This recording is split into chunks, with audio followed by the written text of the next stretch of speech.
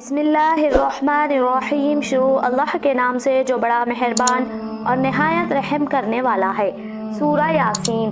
یاسین، قسم ہے با حکمت قرآن کی، بے شک تم رسولوں میں سے ہو نہایت سیدھے راستے پر۔ یہ خدائے عزیز اور رحیم کی طرف سے اتارا گیا ہے تاکہ تم ان لوگوں سے ڈرا دو جن کے اگلوں کو نہیں ڈرایا گیا، بس وہ بے قدر ہیں۔ ان میں سے اکثر لوگوں پر بات ثابت ہو چکی تو وہ ایمان نہیں لائیں گے۔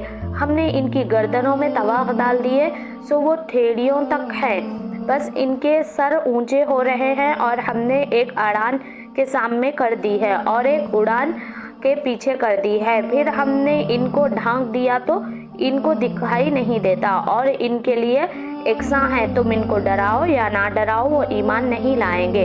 تم تو صرف اس شخص کو ڈرا سکتے ہو جو نصیحت پر چلے اور خدا سے ڈرے بن دیکھے، تو ایسے شخص کو معافی کی اور باعزت ثواب کی بشارت دے دو۔ یقیناً ہم مردوں کو زندہ کریں گے، اور ہم لکھ رہے ہیں جو انہوں نے آگے بھیجا اور جو انہوں نے پیچھے چھوڑا، اور ہر چیز ہم نے درج کر لی ایک کھلی ہوئی کتاب میں۔ اور ان کو ان کی بستی والوں کی مثال سناؤ جبکہ ان میں رسول آئے، جبکہ ہم نے ان کے پاس 2 رسول بھیجے تو انہوں نے دونوں کو جھٹلایا۔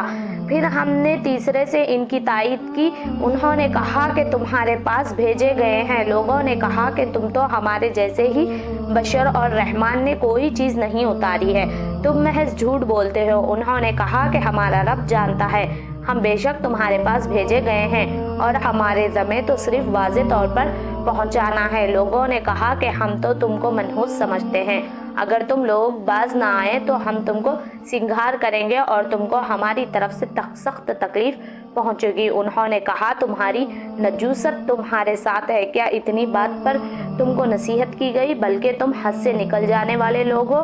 اور شہر کے دور مقام سے ایک شخص دوڑتا ہوا آیا، اس نے کہا اے میری قوم، رسولوں کی پیروی کرو، ان لوگوں کی پیروی کرو جو تم سے کوئی بدلہ نہیں مانگتے اور وہ ٹھیک راستے پر ہیں۔ اور میں کیوں نہ عبادت کروں اس ذات کی جس نے مجھ کو پیدا کیا اور اسی کی طرف تم کو لوٹائے جاؤ گے؟ کیا میں اس کے سوا دوسروں کو معبود بناؤں؟ اگر رحمان مجھ کو کوئی تکلیف پہنچانا چاہتا ہے تو اس کی سفارش میرے کچھ کام نہ آئے گی، اور نہ وہ مجھ کو چھڑا سکیں گے۔ بے شک اس وقت میں ایک کھلی ہوئی گمراہی میں ہوں گا۔ میں تمہارے رب پر ایمان لایا تو تم بھی میری بات سن لو۔ ارشاد ہوا کہ جنت میں داخل ہو جاؤ۔ اس نے کہا کاش میری قوم جانتی کہ میرے رب نے مجھ کو بخش دیا اور مجھ کو عزت والوں میں شامل کر دیا۔ اور اس کے بعد اس کی قوم پر ہم نے آسمان سے کوئی فوج نہیں اتاری، اور ہم نے فوج نہیں اتارا کرتے، بس ایک دھماکہ ہو تو ایکائک وہ سب بجھ کر رہیں گے۔ افسوس ہے بندوں کے اوپر جو رسول بھی ہے ان کے پاس آیا وہ ان کا مذاق ہی اڑاتے رہے۔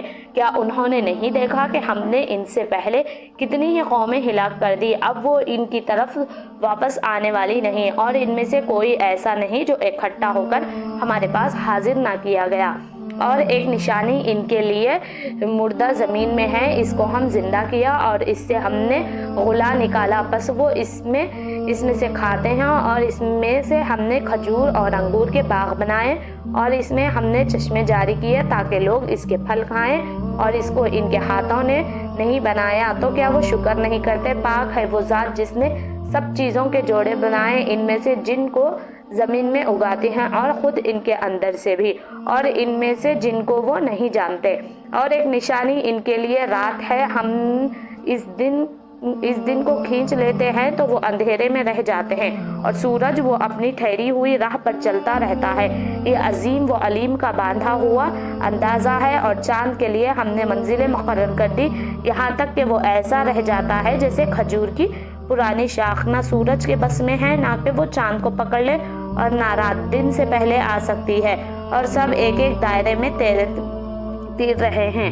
اور ایک نشانی ان کے لیے یہ ہے کہ ہم نے ان کی نسل کو بھری ہوئی کشتی میں سوار کیا، اور ہم نے ان کے لیے اس کی مانند اور چیزیں پیدا کی جن پر وہ سوار ہوتے ہیں، اور اگر ہم چاہتے تو ان کو غرق کر دیں، پھر نہ کوئی ان کی فریاد سننے والا ہو اور نہ وہ بجھ جا سکے، مگر یہ ہماری رحمت ہے اور ان کو ایک وقت معین تک فائدہ دینا ہے۔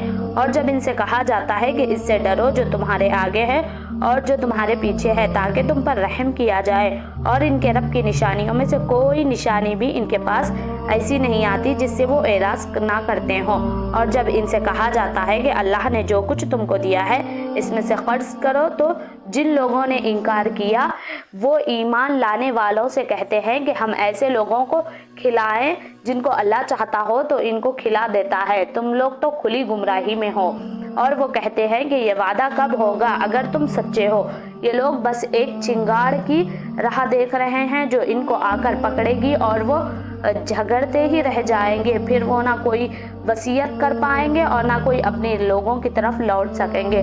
اور سور پھونکا جائے گا تو ایکائک وہ خبروں سے اپنے رب کی طرف چل پڑیں گے اور وہ کہیں گے ہائے ہماری بدبختی، ہماری قبر سے کس نے اٹھایا؟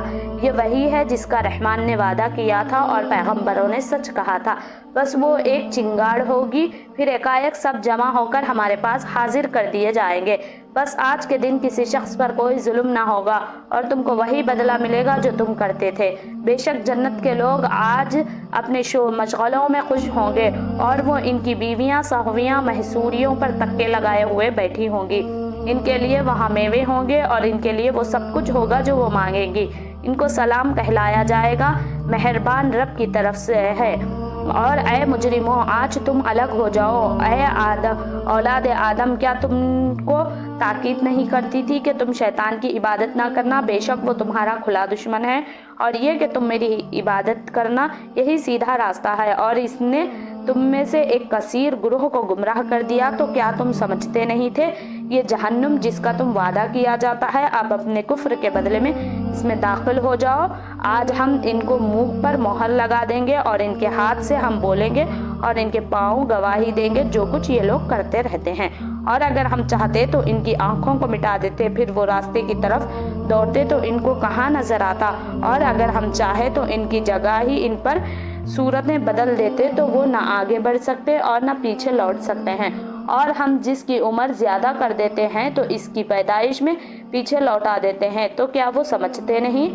اور ہم نے اس شعر کو نہیں سکھایا اور نہ یہ اس کے لائق ہے، یہ تو صرف ایک نصیحت ہے اور واضح قرآن ہے، تاکہ وہ لوگ اس شخص کو خبردار کرے جو زندہ ہو اور انکار کرنے والوں پر حجت قائم ہو جائے۔ کیا انہوں نے نہیں دیکھا کہ ہم نے اپنے ہاتھ کی بنائی ہوئی چیزوں میں سے ان کے لیے مویشی پیدا کیے تو وہ ان کے مالک ہیں، اور ہم نے ان کو ان کا تابع بنا دیا تو ان میں سے کوئی ان کی سواری ہے اور کسی کو وہ کھاتے ہیں اور ان کے لیے ان میں فائدے ہیں اور پینے کی چیزیں بھی، کیا وہ شکر نہیں کرتے؟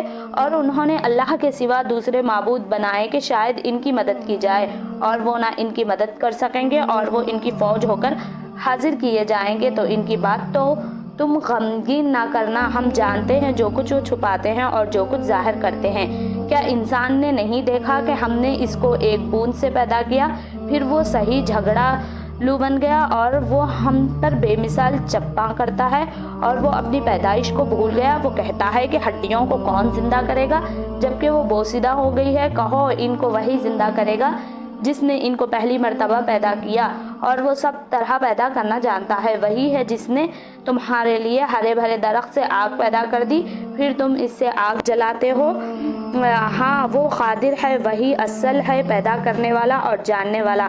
اس کا معاملہ تو بس یہ ہے کہ جب وہ کسی چیز کا ارادہ کرتا ہے تو کہتا ہے ہو جا تو ہو جاتی ہے۔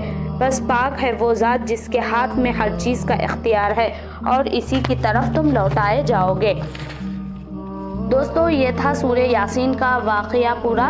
دیکھو دوستو، شرک کرنے والوں کو اللہ تعالیٰ کبھی معاف نہیں کرے گا۔ اللہ کی ذات میں شرک مت کریے، کیونکہ یہ بہت سنگین گناہ ہے اور بہت بڑا گناہ ہے جو اللہ تعالیٰ کبھی معاف نہیں کرے گا۔ اگر آپ لوگ شرک سے باز آئیں، صرف اللہ کی ذات عبادت میں ہر چیز میں اس کو اکیلا مان کر اگر اس کی عبادت کریں گے تو انشاءاللہ اگر توبہ کریں گے تو اللہ تعالیٰ بڑا غفور الرحیم ہے، وہ معاف فرمائے گا۔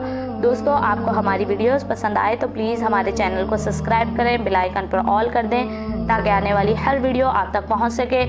دوسری قرآن کے ترجمے کی ویڈیوز ہے دوستو، اس کو چیک کریں، سنیں ایک مرتبہ۔